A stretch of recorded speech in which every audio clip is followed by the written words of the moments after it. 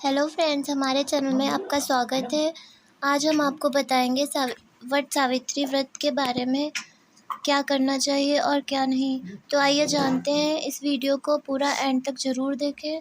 सनातन धर्म में महिलाएं अपने पति की लंबी आयु के लिए वट सावित्री व्रत करती हैं। वट सावित्री व्रत की कथा प्राचीन समय में हुए एक वाक्य से जुड़ी हुई बताई जाती है कि प्राचीन समय में सावित्री नाम की एक सुहागन महिला अपने पति के प्राणों को यमराज से भी वापस ले आई थी। यह पूरा वाक्य एक वट वृक्ष के नीचे हुआ था, इसलिए सुहागन महिलाएं द्वारा वट सावित्री व्रत रखने की धार्मिक मान्यता बताई जाती है।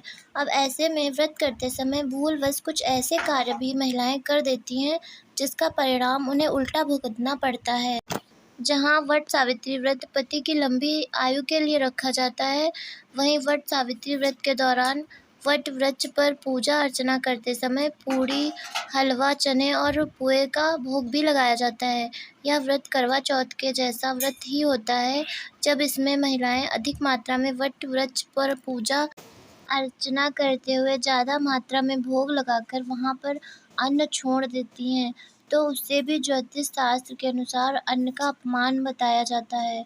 वट सावित्री व्रत के दिन देर तक ना सोएं, नहीं, साथ ही इस दिन एक ही समय सोना चाहिए। व्रत का दिन भजन कीर्तन करने और भगवान के स्मरण में व्यतीत करें। वट सावित्री व्रत में सुहागिनें 16 श्रृंगार कर वट वृक्ष की पूजा करती हैं। सौभाग्यवती होने और पुत्र प्राप्ति के लिए ये व्रत बहुत खास महत्व रखता है। इस दिन महिलाएं गलती से भी काले और नीले और सफ़ेद रंग के वस्त्र और चूड़ियां ना पहने। काला रंग नकारात्मकता का प्रतीक होता है। सुहाग के लिए पूजा में काला रंग नहीं पहनना चाहिए। वट सावित्री पूजा में वट वृक्ष पर कच्चा सूत बांधा जाता है। शास्त्रों के अनुसार इस दिन ऐसे परिक्रमा करें कि अपना पैर दूसरे को ना लगे। ऐसा होने पर परिक्रमा खंडित मानी जाती है और उसका फल नहीं मिलता है। कहते हैं, शादी के बाद पहली बार स्त्रियों को वट सावित्री व्रत ससुराल में नहीं, मायके में करना चाहिए। सुहाग की सामग्री आदि भी मायके से ही इस्तेमाल में लेनी चाहिए। इस दिन कई लोग बरगद के पेड़ से जुड़े उपाय करते हैं, लेकिन व्रत रखने वाले को इस दिन गलती से भी बरगद की टहनियाँ नहीं तोड़नी चाहिए, क्योंकि इसे माँ सावित्री का प्रतीक माना जाता है। ऐसा करने पर व्रत पूजन निष्फल हो जाता है और ये पति के लिए अशुभ माना जाता है।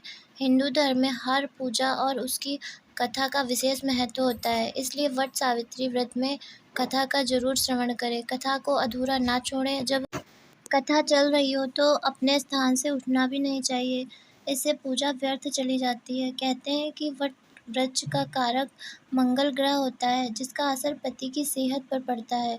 ज़्यादा मात्रा में वट वृक्ष पर भोग लगाने के बाद वहीं पर अन्न छोड़ देने से पति की सेहत बिगड़ने या खराब होने की मान्यता बताई जाती है। वहीं पेट का कारक गुरु है और गुरु पर शनि की दृष्टि चलने के कारण भोजन का अपमान नहीं करना चाहिए। वहीं इस सवाल को लेकर हमने ज्योतिष शास्त्र के जानकार से बातचीत की, तो उन्होंने बताया कि वट सावित्री व्रत पति की लंबी उम्र के लिए रखे जाने वाले व्रत हैं। इस व्रत के करने से पति की आयु में वृद्धि होती है और उनकी सेहत अच्छी रहती है। लेकिन व्रत के दौरान वट वृक्ष पर अन्न का भोग लगाने के बाद वहीं पर अन्न को छोड़ देने से उसका अपमान होता है। वट वृक्ष का कारक मंगल ग्रह होता है, जिसके कारण इसका सीधा असर उनकी पति की सेहत पर होता है। ऐसा ना हो, इसके लिए वट वृक्ष पर भोग लगाकर उसको किसी ज़रूरतमंद व्यक्ति पर या पशुओं को खिलाना चाहिए, जिससे व्रत या फिर उसका फल अच्छा प्राप्त हो।